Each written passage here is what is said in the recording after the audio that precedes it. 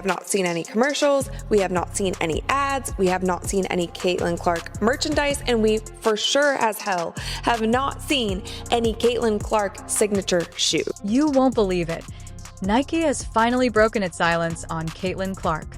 But by the time they spoke up, Adidas had already raced ahead, congratulating Clark on her Rookie of the Year honors. Adidas was quick to celebrate her incredible debut season. Their message of support came fast, while Nike's acknowledgement was surprisingly minimal, a simple t-shirt to mark her milestone. That shirt sold out in just 50 minutes, yet Nike said nothing about signature shoes or bigger plans. Meanwhile, Aya Wilson continues to be heavily promoted as the face of Nike's WNBA efforts. How do you miss an opportunity like that? How do you not capitalize? It doesn't make any sense at all. And playing the politics where, oh, we need to release Asia's shoe first. Well, no, it's not Caitlin's fault that you haven't done anything for Asia yet. Despite the basic nature of the shirt, which listed some of Clark's record-breaking stats, fans snatched it up almost instantly. It likely took mere minutes to produce, but still became one of the fastest-selling pieces of merchandise, outperforming what Nike has done for other players. Okay, now let's not talk viewership, let's talk ticket sales. Bear with me. Ticket sales grew in 2023 by 16% from 2022. Ticket sales have grown by 93% in 2024. What that means is without Caitlin Clark, the WNBA would have taken till 2029 or 2030 to get to where Caitlin Clark has gotten them today. This raises an important question.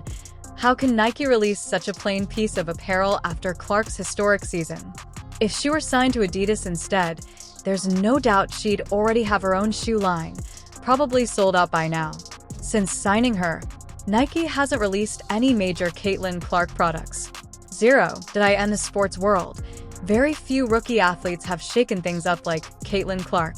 From her dominant college career to a remarkable first season in the WNBA, she's smashed records and drawn comparisons to all-time greats. Yet despite her popularity and performance, Clark's relationship with Nike has been unexpectedly distant and underwhelming. Nike, a brand known for elevating elite athletes, seems to have downplayed Clark's accomplishments. Instead of putting her in the spotlight, they've opted to boost other names, particularly Aya Wilson. And Clark's gonna help it change for the better. All of a sudden, we gonna see Angel Wilson. She may get some more shine because she's that girl. Diana Taurasi gonna get more shine because we know what she brings to the table. Ionescu, she's gonna get more shine. Others, black, white, everything in between. It's about the ladies, now more so than ever before. Meanwhile, Adidas showed no hesitation. Sports icon and Adidas ambassador Billie Jean King personally applauded Caitlin for her Rookie of the Year title.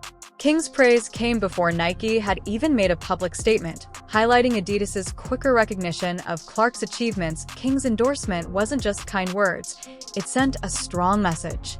It emphasized Clark's massive impact on the sport. While Nike was busy promoting other players, Adidas took the opportunity to align itself with the league's most talked-about rising star.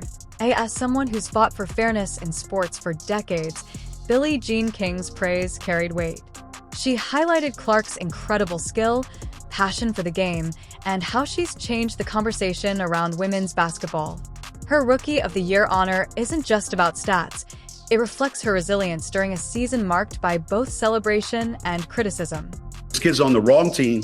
She's got the wrong skill set to handle the physicality of that league. And she's a rookie, targeted by society, targeted by her looks, targeted by her reputation, targeted by the disrespect that they've shown to the WNBA. She said, now they're expecting this rookie class to be perfect. This rookie class isn't even one of the best rookie classes in the last 10 years. What's been especially puzzling to fans is Nike's hesitance to market Clark more aggressively. Despite her huge appeal, they've focused on other athletes. Clark, given her reach and success, should be at the forefront of Nike's WNBA campaigns. But the spotlight still seems to shine elsewhere. Nike has continued to pour resources into promoting Aya Wilson, a decorated and immensely talented player.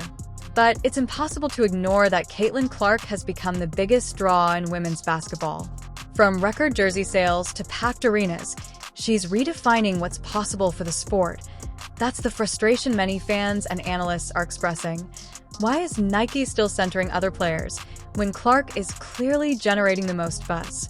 Her influence extends far beyond hardcore basketball followers.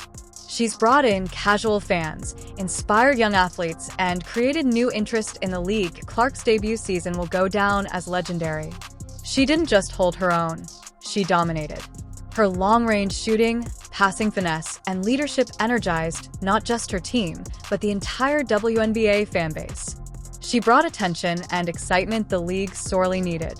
Is Caitlin Clark currently the face of the WNBA?